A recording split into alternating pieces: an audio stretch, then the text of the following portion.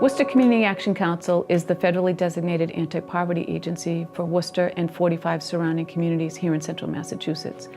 We also have 23 community action agency partners in the state, and there are about 1,100 of us across the country. We were formed in the days of the Economic Opportunity Act under President Lyndon Johnson and have a proud 50-plus year history. Every day we are helping people move to economic self-sufficiency through education, employment, workforce development in many ways, also working with families and young children so that they grow up to be healthy kids and families and succeed in school and work. As the executive director, I have the opportunity to work with a great team of really passionate employees. For me, that makes me tick. To have a great group of people who care about the people we serve, and to also work with a great board of directors who support me and the staff in our work every day. Our board of directors is made up of 21 individuals who come from the private sector, the public sector, and the community in terms of low-income constituents. Part of our mission is advocacy, so the low-income constituents are on the board and they're able to participate and hear about how we're carrying out our mission, how we're implementing services, and how our funding sources are being put to use. And they have a voice. Each year we're serving about 75,000 people, so it's a big reach. We have a really great net that we cast and good work that goes on here every day.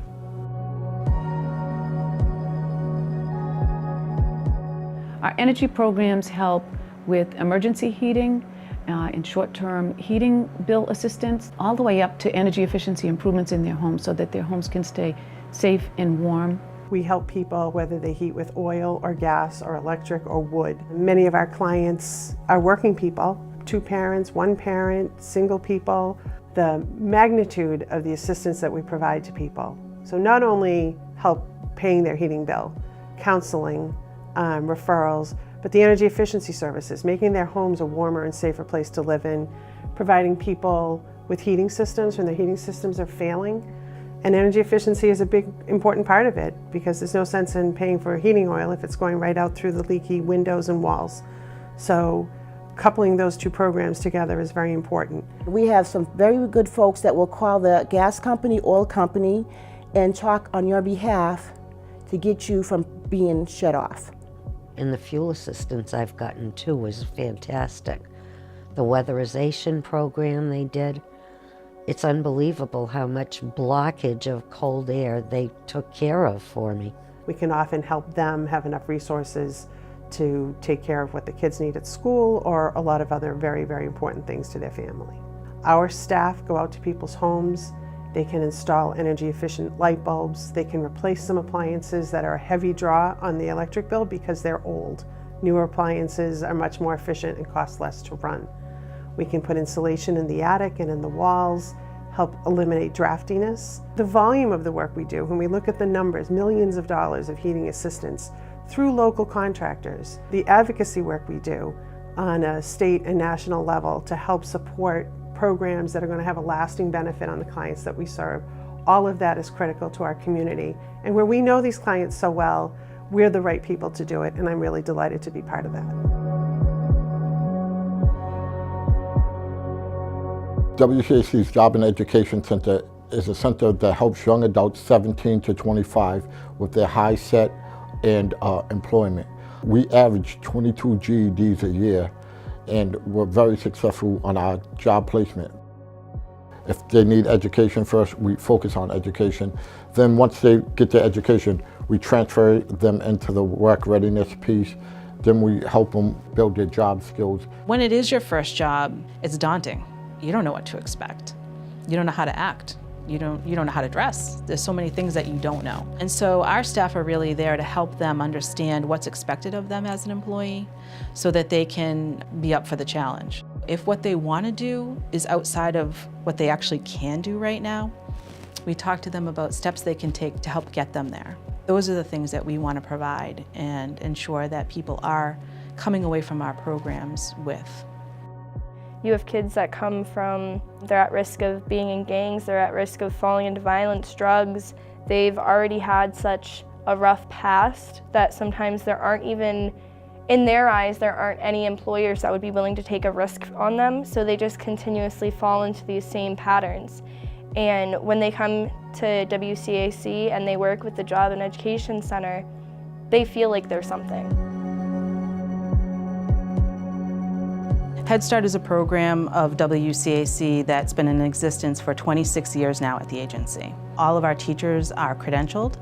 They have bachelor degrees as well as associate degrees. They are licensed through the Department of Early Education and Care, and we serve children from the age of 0 to 5 years. The children that are there for a full day are receiving breakfast, lunch, and healthy snacks. We have a nutritionist on staff who makes sure that the meal plans are meeting the needs of the children, especially if they have food allergies, which many do. We're also able to make sure that the kids are receiving medical services on a timely manner.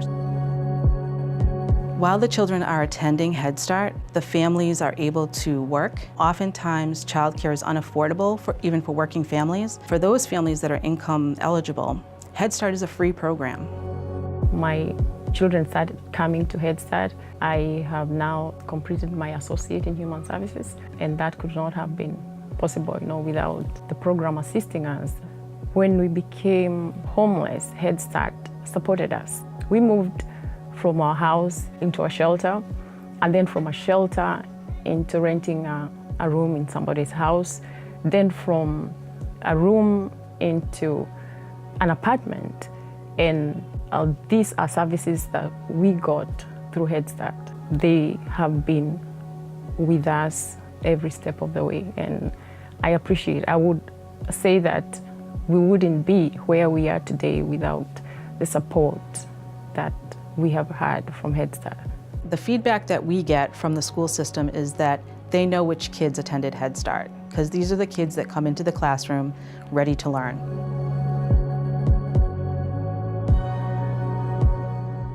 Our Head Start caters for kids from the ages of 0 to 3 years. They send a home visitor.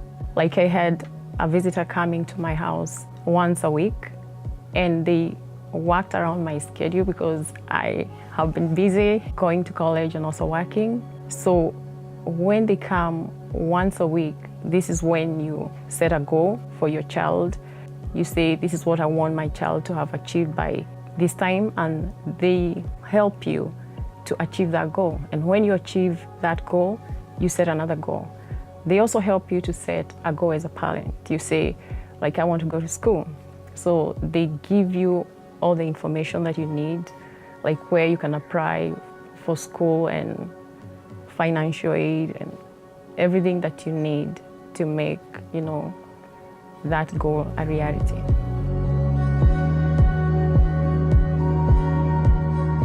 Healthy Families is a home visiting program that serves first-time parents of any age. The goal of the program is to really help families understand the development of their child, engage and participate in their child's development. There are many Healthy Families programs in Massachusetts. It's a state-funded program. And Healthy Families is similar to the Early Head Start program in that they're both home-based programs where our staff come out and meet with the families right in their own home. The difference between Healthy Families and Early Head Start is that at Healthy Families, we're working with first-time parents, and Early Head Start can work with parents who have 2, 3, 4 children. I wouldn't say there's a typical home visit. There's times that you plan to go into a visit and you're like, okay, today we're gonna do an ASQ, which is a developmental screening, just to make sure the kids are in like a range of where they're supposed to be. But then you go in and it's just a whirlwind of stuff. She's being evicted, their food stamps were shut off, there's a domestic violence relationship, so it ends up taking a turn, and then you have to put all that paperwork aside and just help them get through that, get them food stamps, sometimes get them in a shelter because they have to leave that relationship that they're in. So it's much more than just going in and being like, okay, your baby should be crawling right now. It's about helping them see that they are gonna be good parents, that they can, have a great bond with their baby, and just because they're teen parents doesn't mean that they're not going to succeed. I was a young mom, so I just want to keep helping young moms and dads.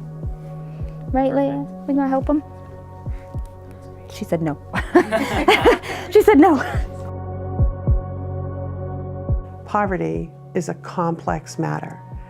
And we know that making a payment on your fuel bill or replacing your furnace isn't necessarily going to change poverty. It is going to help individual people in individual moments move towards self-sufficiency. I think our staff is really focused on why they're doing the work that they're doing. It has meaning. It moves people into action. What I really appreciate every day is that the staff help people feel welcome and respected and that they're in a trusted place. In the 75,000 people we reach a year, 1/3 of those clients are seniors who have very fixed income and really don't have many places to turn to stabilize their home and their finances. More than half of the people that come in are working, and in most cases we see families working 2 or 3 jobs just to keep themselves afloat. And so they really don't want to come into our doors and ask for help. We really try to make sure that whatever we're doing for those working families, for those seniors, for young families with babies, it's okay to come in, and we encourage you to come in. Any one of us at any moment in our lives could find ourselves in a situation where we need a little bit of help. So it's a judgment-free zone, it's a safe place. The type of help that people need varies widely, and somebody may come in through the door and tell you what their situation is, and you may think that you have the answer for that person. But it's really important that we listen to the person and we hear from them what they think they need. It's not our job to push them in a direction, it's our job to listen and help them discover what direction they want to go in and then provide supports along the way. We're here to empower. I was able to see my worth because people here treated me like I was worth something.